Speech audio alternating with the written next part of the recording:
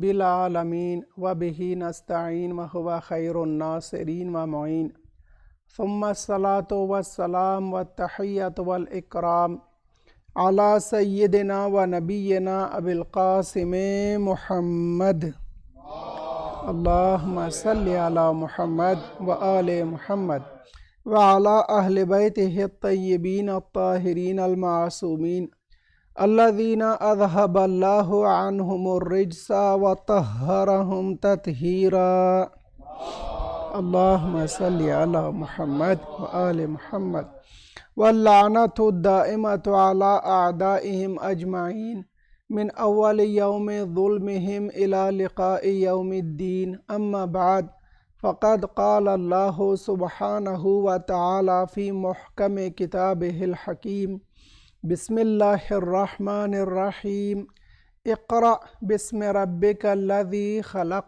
صلوات اللهم صل على Muhammad wa ali Muhammad wa ajil farajahum. Dear brothers, Alhamdulillah that we passed the Arba'een of Imam Hussain alayhi salam and his loyal companions. May our salawat be a gift to them all. Allahumma salli ala Muhammad wa ali Muhammad. I start with the dua that may Allah accept it from all of us. May Allah, the warith of this Azadari, Janab Sayyida Salamullahi alayha, and on top, Imam Zaman Ajjalallahu Ta'ala accepts it. Allahumma salli ala Muhammad wa ali Muhammad. Back to our discussion about the very first revelation, very first Nuzul-e-Wahy.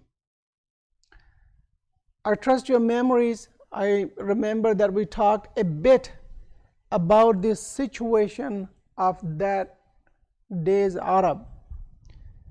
Ignorance was prevailing the society, and the mainstream thought of that day's Arab was that they were totally ignorant, so ignorant that in Islam that era for Arabs was named as era of Jahiliyyah, era of ignorance.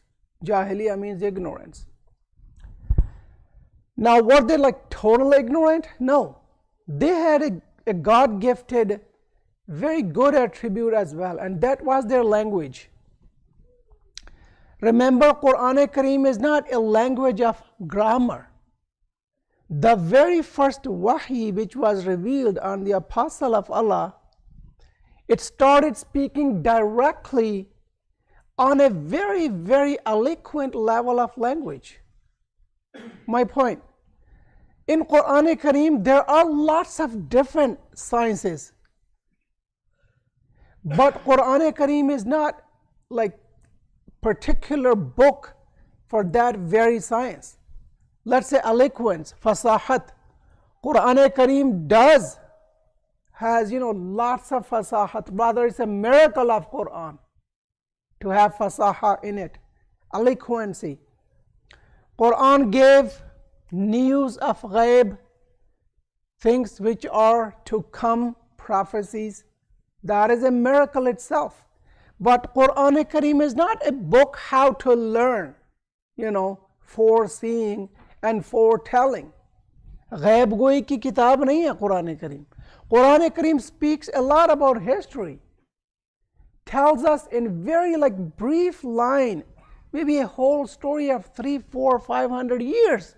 Quran will report in 2-3 brief lines, and the beauty is Quran will give you that essence of the story and then the message. And many times the reflection that what happened in history, what those very people did, and what was the outcome and aftermath, and then the consequences. And hey guys, you consider yourself likeness of that very nation, and don't do their wrongdoings, and do their, let's say, good deeds if it is reporting somebody's good deeds, and you will have the same destiny. Or if I can say in Sharia word, you will be rewarded accordingly. If you do good, you will be rewarded, and if you do wrong, you will be punished. Now, how that connects with the discussion, there's a lot of history before we enter to the tafsir of these ayat. Especially the demographics of holy city of Mecca, trade union of Mecca, their treaties among different tribes. And then in a general sense, Mecca was considered to be, Balad Amin when Quran Kareem refers. Hadal Balad al-Amin, this trusted city, this peaceful city. Whoever enters Mecca, he had, like, in a common sense, in a general sense, he was secured. He was in peace. His honor, his property, his money, he had the guarantee of the chiefs of tribes that no one will harm you. No one will simply, kill you, take away your money. Basically, idea was Mecca was a center point for trade those days. Traders from different places will come to Mecca. And Rasulullah, the beauty is, even before the revelation, before the wahy arrived, he used to come to the holy Kaaba, which was the center point of meeting people. And you will be amazed, even traders, their caravan, they will come by their camels or their horses or different forms, and they will simply, spread out their goods there and sell them there, near the holy Kaaba. There was not a kind of set bazaar or market like they had Bazar-e-Okaz. No. In Mecca, they used to use the place of Baitul Haram for their worship, for their simple talks, chit-chats. It was a Twitter place, jisko hum chopal keh sakte hain. They will gather there, and different tribes, they will gather there, perform their religious, services, and so on. And then their delegations, they will come and sit near the holy Kaaba and have their talks there. Any other war negotiations, any other mediation talks, anything. Holy Kaaba was basically a hub for people to gather and solve whatever the issue may be, or issue of the day. So no point.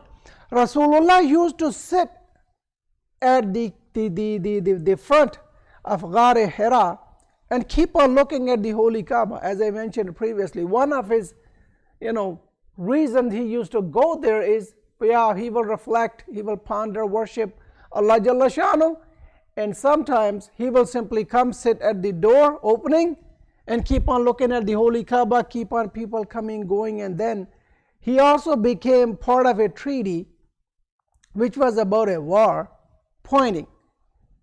All these incidents, they gave him so much exposure to pragmatic aspect of life. And that's what is a strong rationale there behind his ilmu tarbiyah side of religion, that in our religion, see, we have tarbiyah. And I have to connect here with tarbiyah today. Iqra bismi rabbika alladhi khalaq.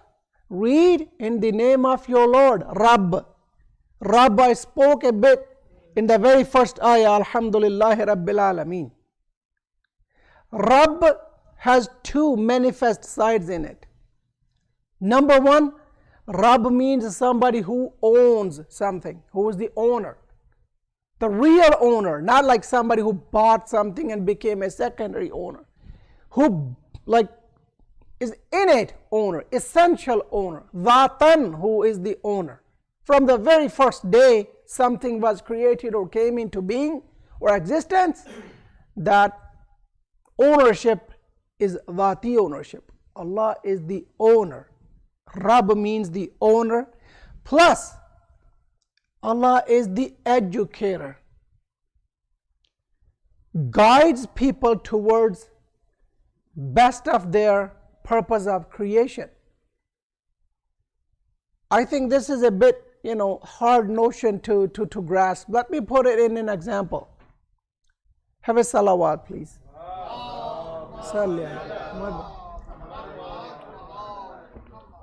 When Allah says, Rabbika alladhi khalaq, your Lord who created, Creation is a separate attribute of Allah. He is the creator, He is Khaliq. Khaliq has, yes, a bit relationship with the ownership side of the Rabb.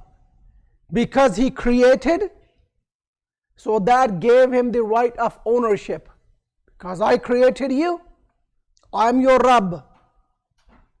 Now Rabb also has a kind of interplay in sustenance of the makhluk. And sustenance, rizq, is not just, this is a very delicate point I want to convey today. I didn't have time enough for previous majalis to give this point, that's why I left it alone. What I'm trying to take you, where I'm trying to take you is that look at the ayah.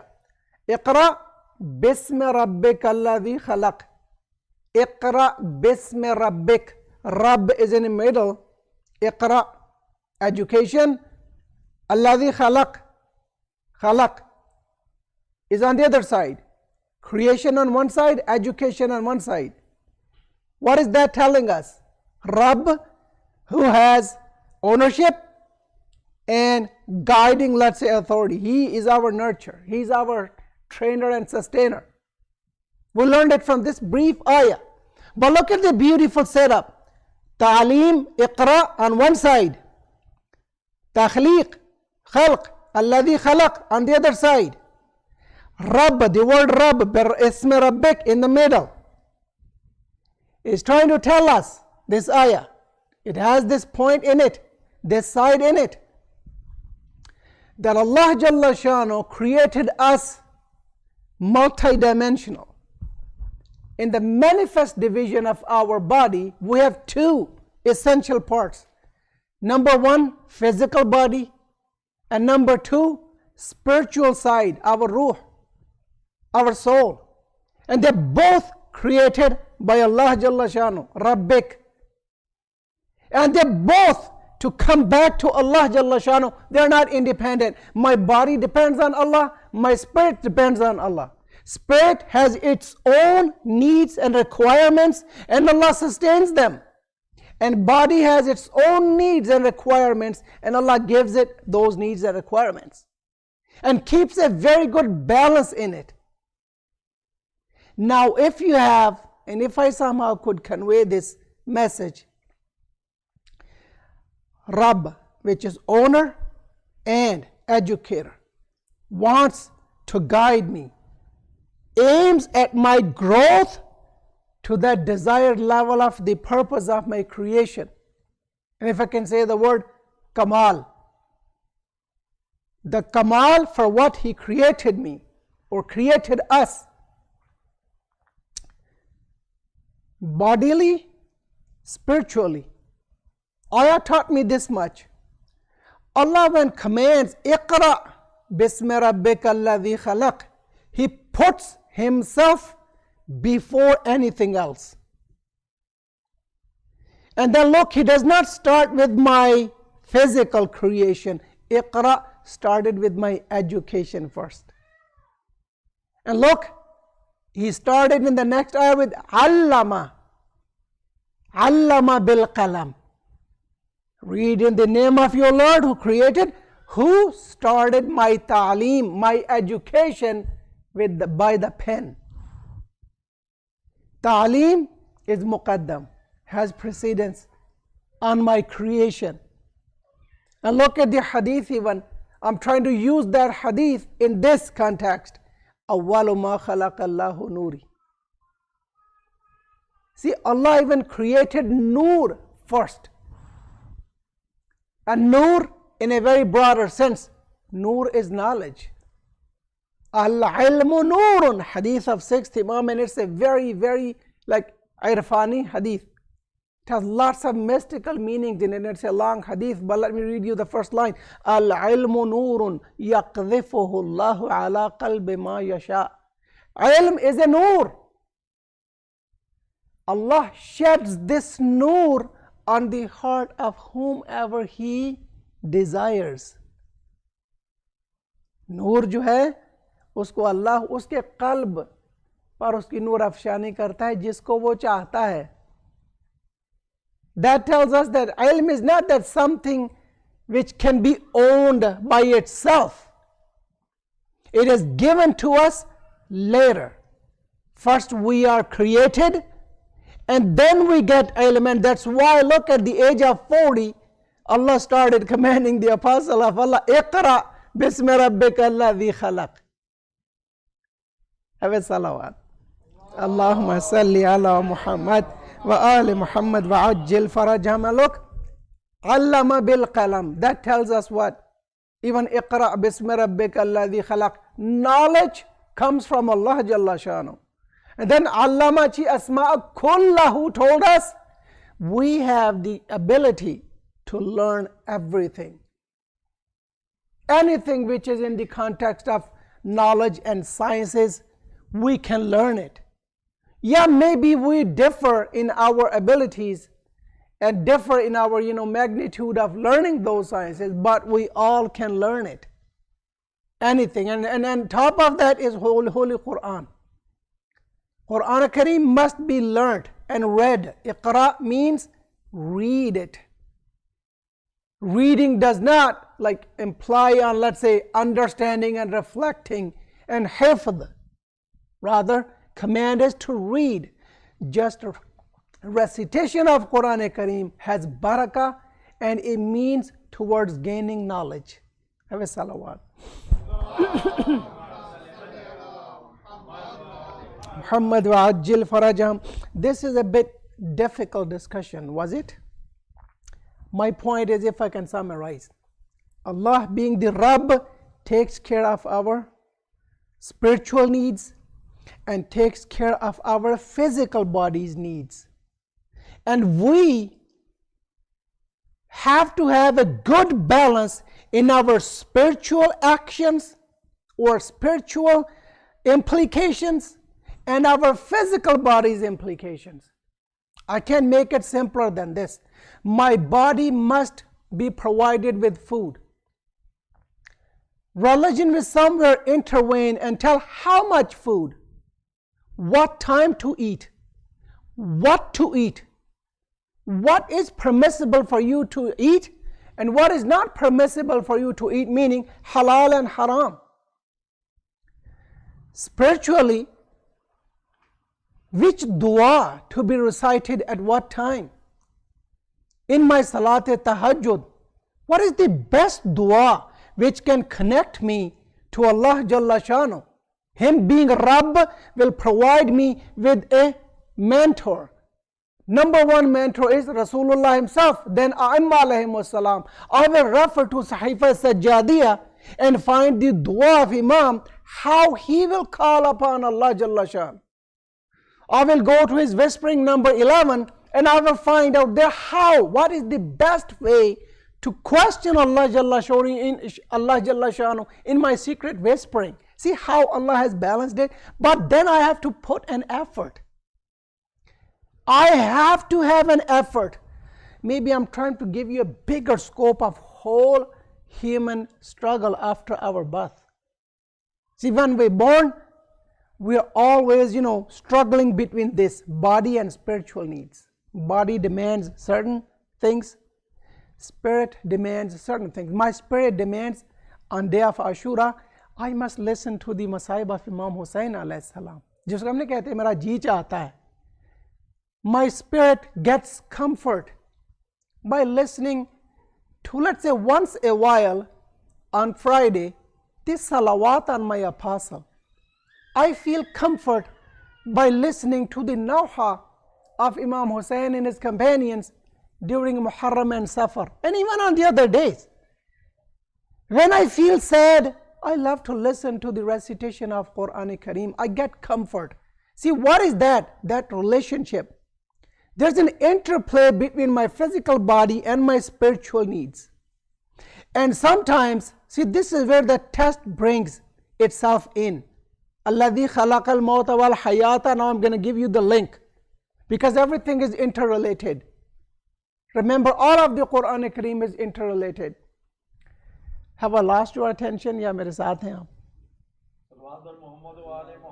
Allahumma salli ala Muhammad wa ali Muhammad wa ajil farajahum. See, allama bil qalam. Ba by wasila. Why did Allah not put it directly in my heart? Is He not inna Allah ala kulli shayin qadir? He is. But why allama bil qalam, who taught by the pen? Ya Maryamu, when he speaks to Maryam salamullahi alayha, when she is about to give birth to Hazrat Isa alayhi salam with the command of Allah, Huzzi ilayke bijid'in nakhlati tusaqit alayke rutaban janiya. Shake, move the branch of the date tree, and the fresh dates will fall down on you. Oh Allah, why you want her to have some work? Very simple answer, harakat mein barakat. Tum harakat karo, hum barakat dalenge. You have your move, you take the initiative. Walladhina jahadu fina lanahdiyannahum subulana. Combined with these ayat and many other ayat that you have to show some effort. Then I will join you. Oh Allah, why you want me to have some initiative? Why you want me to take the first step? Why don't you take the first step? The answer is by creating you, by providing you with all these resources around you. Have I not taken my first step? Now it's your turn. This is the link. It's our turn now. Before I came into being, before I came into this world, He provided even my physical need. In breast of my mother, He provided with the milk before I came into being. Before my birth, my food was ready there for me. When Allah asks me, have I not done my job? Now it's your turn. Now then, that implies that yes, that's true. Allama bil qalam tells us about the setup this world of alam sabab and musabbabat. There are causes and effects. Some certain causes, they produce certain effects. Some certain effects, they depend on other causes. And there's a whole chain. And I have to realize, and then let's say to start with, let's say one of the resources I have and one of the causes of my guidance I have is the wujud of Apostle himself, sallallahu alayhi wa alihi wasallam. See if I can connect you with this. Holy Quran is another resource. Depends how much is my connection with the Quran. And not only my spiritual connection, my physical connection. When it says Iqra, Iqra means I want you to have your physical connection, because Apostle will command me that it is recommended to read Quran Kareem by looking at it. Even you know it by heart. Have a salawat. Allahumma salli ala Muhammad wa ali Muhammad wa ajil farajahum. If somehow I could, convey that message, remember, the very first wahi emphasized, now this is my last point for tonight. I realized this notion was a bit harder one, but this applies to all of our, life actions. If I can give you a better example to make it simply, easily understandable, that is, who is my creator? Who is apostle? What is apostle's duty? What are the standings of imams? What is Quran Kareem for? How Quran Kareem can help me connect myself with Allah, myself with myself, and myself with other human beings in form of huquq al-ibad. I'm giving you examples to connect it quickly. So how to make up my triangular relationship? I gave you already the idea. How to build up that theory first? You will find that in the very first wahi. Now, we are different in taking or making benefit of these resources. The better we utilize them, the better the outcome. Outcome directly is, dependent on my use of these resources. See, this is different. There are resources, but not everybody uses these resources accurately and in best of their interest, which will impact or have impact on the outcome. What do I mean?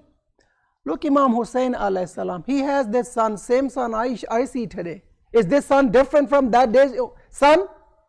The sun, I mean, the sphere of sun, the moon, the earth, same Dajjala, same Furat is there. How did Imam utilize this? Awlad, same awlad. Imam Hussain had awlad. I have awlad. Right? He had house. I have house. See, this is how a role model will become of an eminence importance. That look how he utilized all these resources provided by Allah Jalla Shanu through his speech, through his actions. Now, if I can connect you here with another step, and that is how to now connect myself while Imam Hussain is gone. See, people who were living with him, they had this leverage of simply contacting him, looking at him, asking him questions. I don't have that opportunity anymore. I cannot contact my Imam Zaman. He has no phone number, no email address, no other physical address, so I can send him a letter. How to contact my Imam Zaman? And most seemingly, it looks like it's one way. This is where the role model will play its part and help me connect. If Imam Hussain alayhi salam could be easily connected by, let's say, Abbas alayhi salam, what did Hazrat Abbas alayhi salam do? How did he use his resources? Exactly, if I will use my resource, Abbas alayhi salam is what? History, right?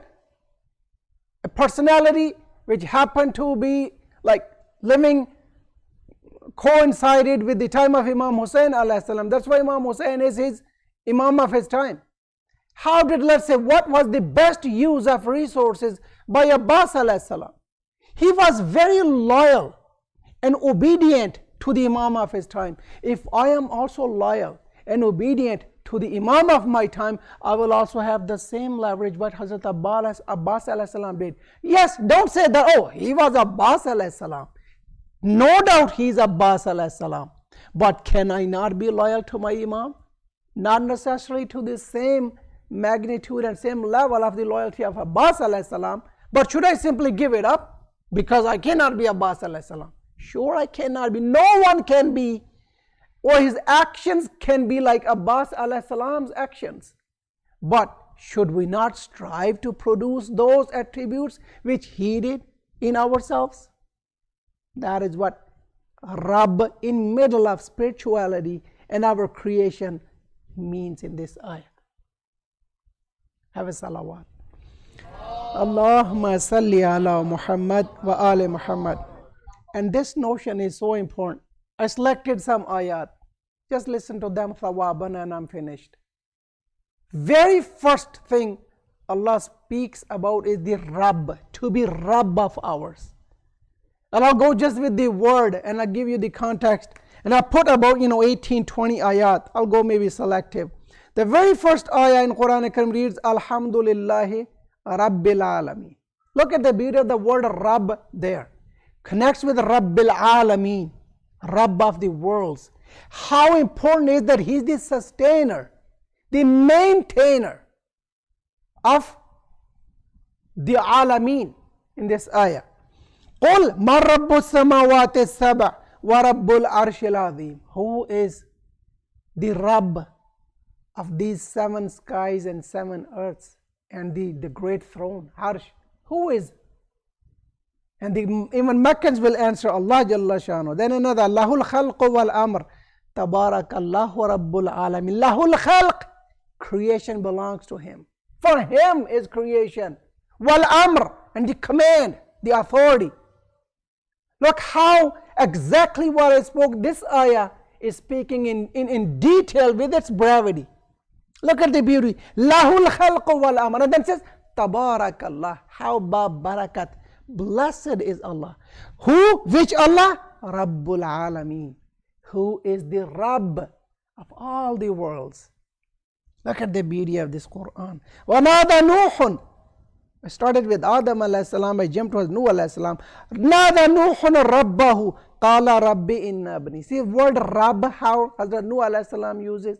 The very first wahi to Ibrahim alayhi salam, Musa alayhi salam, uses the word Rabb, inni ana Allah, Rabbul Alameen. Rabb. Just pay attention to the Rabb. إِذْ قَالَ إِبْرَاهِيمُ رَبِّ اجْعَلْ هَذَا بَلَدًا آمِنًا. The word Rabb is there. Everybody among prophets, why are they using the word Rabb? I want to make this point. قُلْ أَغَيْرَ اللَّهِ أَبْغِي رَبًّا. Say, should I take someone else as my Rabb other than Allah? أَغَيْرَ اللَّهِ. Allah के गैर को अपना रब बना लूं. Look how strangely is put in this ayah, this context, that nobody can be Rabb other than Allah. هُنَالِكَ دَعَا زَكَرِيَّا رَبَّهُ قَالَ رَبِّ إِنِّي وَهَنَ الْعَظْمُ مِنِّي. Rabb word is there. See how beautifully all these prophets, and you will be amazed in Quran Kareem if you read there about, like, rough guess, about 400 ayat, where all these great apostles of Allah alayhim alahu tahiyat wa fana, they will use the word Rabb, not other words. And Rabb shows the deep connection of makhluk with a very gracious and honorable creator. इसमें ये पहलू भी है. It's basically hitting the soft corner. Astaghfirullah, Allah has no corners in his heart. But I mean that soft corner in Allah Jalla Shan. Rabb, when we say Rabb, Rabbi, ay mere palne wale, oh my sustainer, oh upon whom I depend, oh who started me, oh my existence belongs to you. Do this and this and this. See, that's why they will use word Rabb. अपनायत का बीच में उसको जंबा और दिखाने के लिए. Is क़ालत इम्रअतु Imran रब्बी, जब इमरान की औरत ने कहा, क़ाल फ़िरऔन वमा रब्बुल आलमीन. Fir'aun said, and what is Rabbul Alameen? He didn't say, who is the Rabbul Alameen? Man. No, he was very smart and intelligent. Ma Rabbul Alameen. When Musa and Harun alayhimussalam came, alayhimussalam, he said, Ma Rabbul Alameen. Qala Rabbus samawati wal ardi wa ma baynahuma. Rabb of the heavens and the earth and whatsoever is in between. That is the Rabb I'm talking about. You cannot be ignorant of him. And then he even uses the same word, قال أنا ربكم الأعلى. Same word, Rabb. I am your greater Rabb. Have a salawat. Allahumma salli ala Muhammad wa ali Muhammad. I have some ayat, but let me share with you an interesting one. Even Shaitan, when he spoke the very first day, he used the word Rabb. قال ربي بما أغويتني لأزينن لهم في الأرض ولا أغوينهم أجمعين. Oh my Lord, he used the word Rabb because he, with all of his knowledge, he knows that when to talk and how to talk with Allah Jalla Shanu. And the best word to get from Allah what you want is Rabb.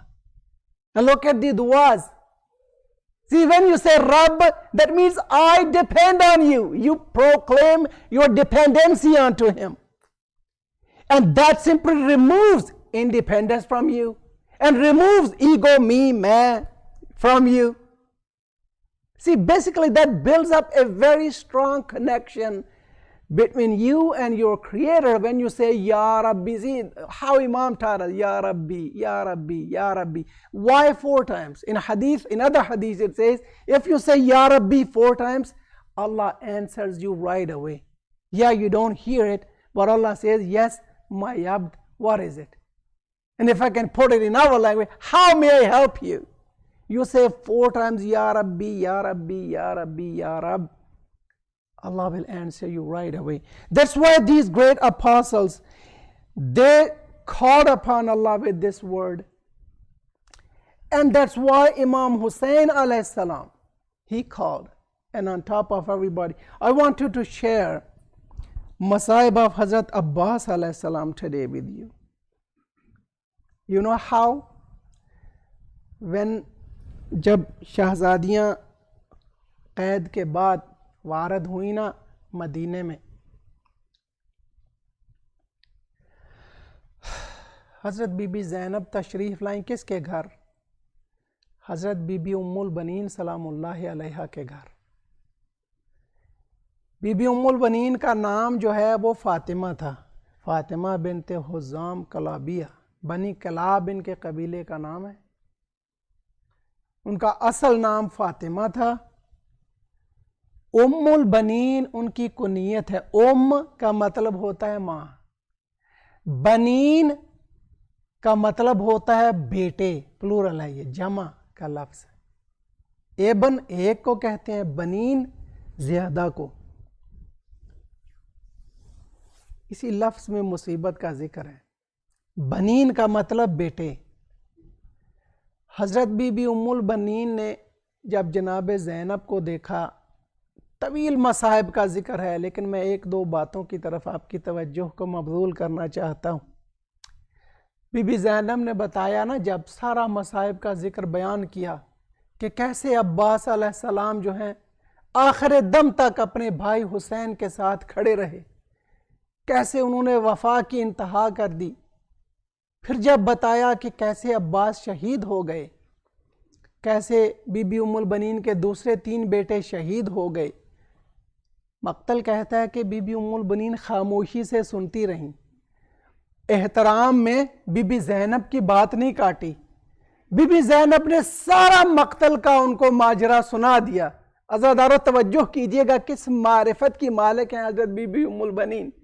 سارے اپنے بیٹوں کے مقتل کا قصہ سننے کے بعد شہزادی نے کہا کہ اے فاطمہ زہرا کی نور چشم, مجھے یہ بتائیے کہ فرزند فاطمہ زہرا کا کیا حال تھا عاشور کے دن.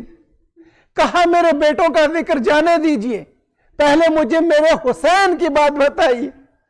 عزادارو امام حسین کی مصیبت کا ذکر کیا تفصیل سے بی بی زینب نے, انشاءاللہ میں آپ کی خدمت میں عرض کروں گا. لیکن آج جو شعر آپ کے سامنے پڑھنا چاہ رہا ہوں بی بی ام البنین کا, بی بی جب حضرت عباس نہیں تھے نا تو مصائب کا سارا سلسلہ رہا, تو بی بی جا کر امام کے مقبرے کے پاس بقیع میں جاتی تھی اور امام حسین کے اوپر اتنا گریا کرتی تھی کہ لوگوں نے کہا ایک مرتبہ کہ بی بی آپ کے 4 بیٹے شہید ہوئے, آپ کو 4 بیٹوں کی شہادت نظر نہیں آتی, لیکن ایک حسین. اب دیکھیں شہزادی کی معرفت کتنی تھی. اگر کائنات کے بچے عباس بن جائیں اور اس کے بھائی بن جائیں, وہ سب ایک فاطمہ کے بیٹے کے برابر نہیں ہو سکتے. اتنی معرفت ہے ہم میں. سارے بچے دنیا کے عباس بن جائیں, ان سب کو موازنہ کیا جائے ایک حسین ابن فاطمہ زہرا سے, وہ فاطمہ کے بیٹے حسین کے برابر نہیں آ سکتے. لیکن اس کے باوجود ماں ہے نا, عباس کے بارے میں اور اپنے بچوں کے بارے میں ان کا شعر آپ سن نہ سکیں گے, میں صرف اس کا ترجمہ کروں گا. یا من رأى العباس کرا علی جماہیر النقد, اے وہ کہ جس نے میرے عباس کو دیکھا کہ کیسے میرا عباس میدان کربلا میں گیدڑوں کے اوپر حملہ آور ہوا. میرا عباس شیر تھا. عباس عربی کے لفظ کا مطلب ہوتا ہے شیر, کہ وہ شیر کے جو حملہ کرنے کی حالت میں ہو. جب تم نے دیکھا کہ میرے شیر نے کیسے ان بزدلوں کے اوپر حملہ کیا, وَوَرَاهُ مِنْ أَبْنَاءِ حَيْدَرَ کلو لائثن ذی لبد, اور میرے اس شیر کے پیچھے میرے دوسرے 3 بیٹے جو تھے وہ ایک کے بعد دوسرا میرے شیر کے پیچھے کھڑے تھے. تم کاش میرے ان شیروں کا جہاد دیکھتے. شہزادی فصیحہ عرب ہیں, دیکھیے کیسا لکھا ہے, انبئتو ان ابنی اصیب برأسہ مقطوع ید, مجھے یہ بتایا گیا ہے کہ میرے بیٹے کے ایک مقام پر دونوں بازو قلم ہو چکے تھے, اور جب میرا بیٹا اپنا سر نیچے کر کے اپنا تیر نکال رہا تھا تو اس کے سر کے اوپر گورز کا وار کیا گیا. شہزادی نے ایک لائن میں لکھا, انبئتو ان ابنی اصیب برأسہ مقطوع ید, میرے بیٹے کے ہاتھ نہیں تھے اس لیے آ کر اس نے گورز مارا میرے بیٹے کے سر پر. لو کان سیفک فی یدیک لما دنا منہ احد, اگر میرے شیر کے ہاتھ میں تلوار ہوتی تو میرے عباس کے نزدیک آنے کی کسی میں جرت نہ تھی. میں نے ایک جملہ چھوڑ کے پڑھا ہے, اب وہ جملہ سننا. کہتے ہیں وَإِلَا عَلَى شِبْلِ مَالَ بِرَأْسِهِ ضَرْبُ الْعَمَدِ, ہائے میرا شبل. شبل کہتے ہیں شیر کے بچے کو جو بھی چھوٹا سا ہو, اے لائن کب, کہتے ہیں میرے شیر کا جب ٹوٹا ہوا وہ تھا گرز کی ضرب سے, گرز اتنے زور کا لگا تھا عباس کو کہ عباس علیہ السلام کی پیشانی بیچ میں دھنس گئی. عزادارو عباس کا حوصلہ ہے. اس کے بعد بھی عباس نے دانتوں میں پکڑے ہوئے مشکیزے کو دیکھا کہ جس میں اب پانی نہ تھا. اب بی بی نے اس منظر کو دیکھیے کیسے بیان کیا ہے. وَإِلَا عَلَى شِبْلِي أَمَالَ بِرَأْسِهِ. ہائے عباس کہ جب تو نے مشکیزے سے گرتا ہوا پانی دیکھا تو اب تو نے اپنے ٹوٹے ہوئے سر کو نہیں دیکھا. اب بھی تیری نگاہ سکینہ کے چہرے کی طرف تھی کہ کسی طرح عباس یہ پانی کا مشکیزہ حسین کے بچوں تک لے جا. الا لعنت اللہ علی القوم الظالمین وسیعلم الذین ظلموا ای منقلب ینقلبون. او اللہ بحق حضرت عباس علیہ السلام ہمیں عباس علیہ السلام کی طرح اپنے امام زمان کی درست پیروی کرنے کی توفیق عطا فرما. ہمیں قرآن کریم اور سیرہ معصومین علیہم السلام کی درست پیروی کرنے کی توفیق عطا فرما. بحق محمد و آل محمد جس طرح سے ہمیں اپنی نیاز ہے بدنی کی معرفت دیا اسی طرح سے ہمیں اپنی دینی اور روحانی ضرورتوں کا ادراک عطا فرما اور ہمیں وہ ہماری روحانی اور بدنی ضرورتیں پوری کرنے میں کامیاب فرما. اللہم عجل لولیک الفرج ماتم حسین یا حسین یا حسین.